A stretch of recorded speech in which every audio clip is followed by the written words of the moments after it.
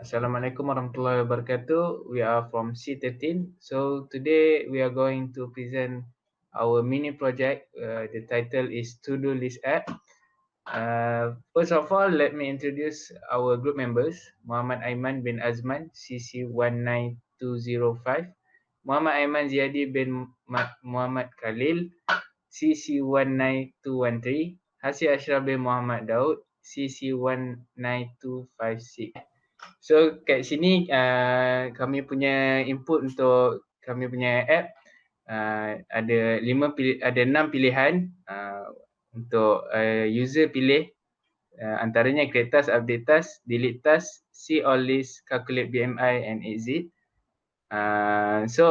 Ini contoh output untuk kami punya app after selepas selepas user dah pilih untuk add task dan see all list, output dia akan keluar macam ni. So seterusnya ke flowchart. Okay. So ni adalah main module untuk kami punya app untuk coding. So ini kami punya get file read function. Dekat sini ada nested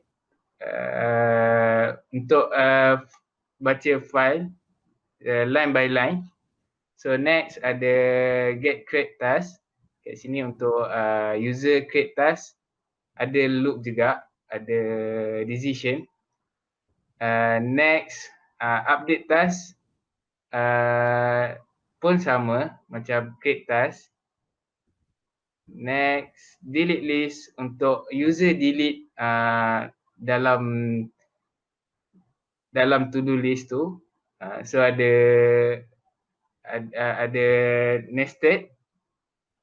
Next get see list untuk user tengok list to do list tu. Okay, next calculate BMI untuk calculate BMI. So user kena enter height value, enter weight value, then dia akan print calculate BMI tu lah. Next get file save, save file untuk to do list. Itu saja. Okay. Okay, ini dalam main function. Main function kami declare data, date dan yn ni sebagai yes or not sebagai char. Dan id choice counter equal to 1, num equal to 0 sebagai integer. Okay, pada line 17 ni terdapat read file di mana apabila user telah enter semua data dan exit, dia akan auto save. Apabila user masuk balik dalam code block ni, dalam application, dia akan read file dalam file.txt dan akan display pada function clist. Okay. So kami gunakan for loop supaya dia akan looping. Bila user keluar daripada setiap function, dia akan looping balik. Okay. Di sini terdapat option yang telah disediakan untuk user. User perlu masukkan choice tu mengikut number yang telah diberikan. Apabila user telah masukkan number itu akan di-save ke dalam choice dan masuk ke dalam switch case, di mana switch case ini terdapat setiap function yang disusun mengikut nombor tersebut. Okay, ini adalah create task, function create task. Kami declare yn ataupun yes or no ini sebagai char, integer, I counter. Sistem CLS ni adalah untuk clear page. Okay. Ini adalah print create task. User kena masukkan yes or not. Kalau user masukkan yes or not, dia baru akan contoh user masukkan yes, dia akan masuk ke dalam if yang pertama, iaitu terdapat for loop di dalam ini. Okay, first user kena masukkan y ataupun n ataupun yes or not ke dalam ni dan akan di save ke dalam yn. Okay, dia akan masuk ke dalam if statement. Kalau Y, dia akan masuk ke dalam if. Lepas tu dapat for loop. For loop pula user apabila Y dia akan looping.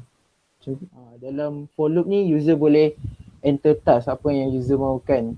Okay, dalam looping ni user masukkan task dia akan disimpan dalam data array I, dan num equal to num1. Maksudnya dia tidak akan, data tu tidak akan duplicate lah. So dia akan mengikut dalam, disusun mengikut nombor. Okay. Dalam ni ada print want to add more. Maksudnya kalau user tekan Y, dia akan looping. Kalau N, dia akan keluar masuk ke dalam S. Untuk update task pula, kami dalam ni user perlu masukkan yes or not juga untuk masuk ke dalam application, untuk masuk ke dalam update. Kalau yes, dia akan masuk choose task.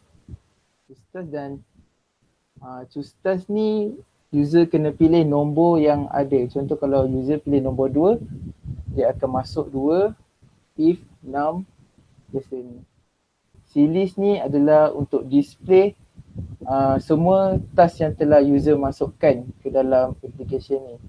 Dia akan susun mengikut nombor. Kami gunakan for loop supaya dia akan print data mengikut memory. Sekiranya user tidak masukkan data lagi, dia akan print empty list dan akan keluarlah tak ada data dalam function ni. Untuk function delete list, ada parameter data dan integer 6. So you want to delete task, dia akan save ke yn. So jika y, dia akan masuk ke dalam if lah, dan dia akan nested, dia check num equal to num minus 1. So dia akan masuk for loop.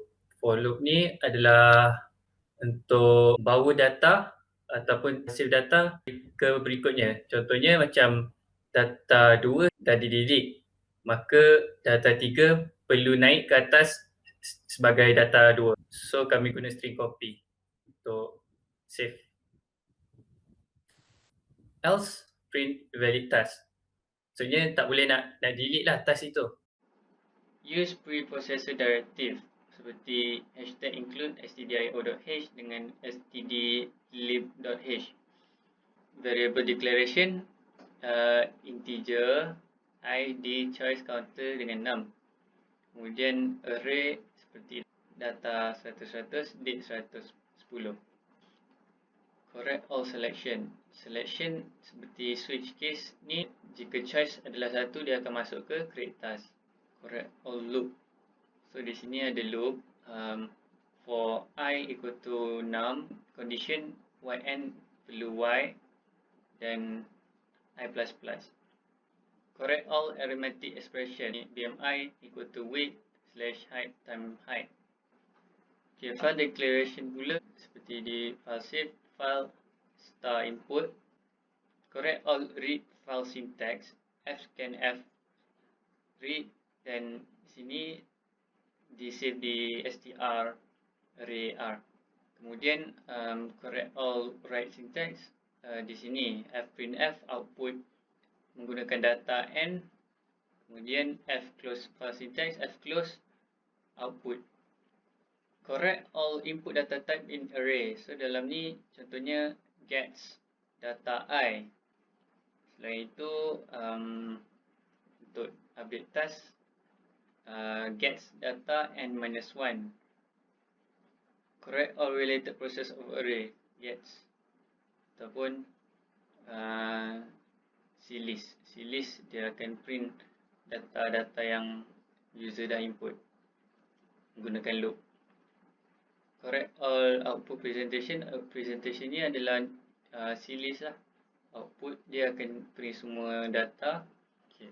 Function declaration di atas sekali, create task, clist, update task, delete list, calculate BMI, file save, file read. Function body function body. Correct function call. Function call berada di dalam case create task.